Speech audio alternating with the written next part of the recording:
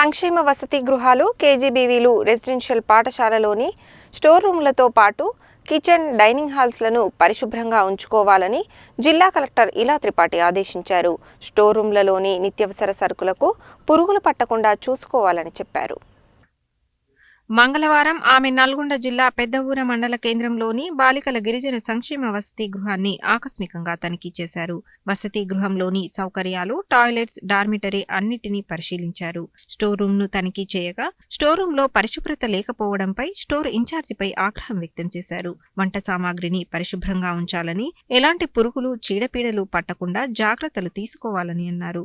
జిల్లాలోని అన్ని సంక్షేమ వసతి గృహాలు, కేజీబీవీలు, రెసిడెన్షియల్ పాఠశాలల్లో డైనింగ్ హాల్స్ తో పాటు స్టోర్ రూమ్స్ అన్నింటినీ శుభ్రంగా ఉంచుకోవాలని ఆదేశించారు. డార్మిటరీ తనిఖీ సందర్భంగా విద్యార్థులకు కేవలం మంచాలు మాత్రమే ఉండగా ఎలాంటి పరుపులు లేకపోవడంపై తన దృష్టికి ఎందుకు తేలేదని వార్డెన్ను ప్రశ్నించారు. అంతకుముందు జిల్లా కలెక్టర్ ప్రాథమిక వైద్య ఆరోగ్య కేంద్రాన్ని తనిఖీ చేశారు. వైద్య ఆరోగ్య కేంద్రంలోని అన్ని రిజిస్టర్లను, వార్డులను తనిఖీ చేశారు.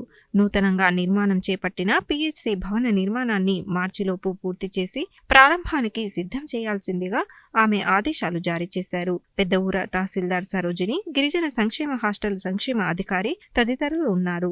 ఈ సందర్భంగా జిల్లా కలెక్టర్ నూతన ఆసుపత్రి భవనాన్ని పరిశీలించారు.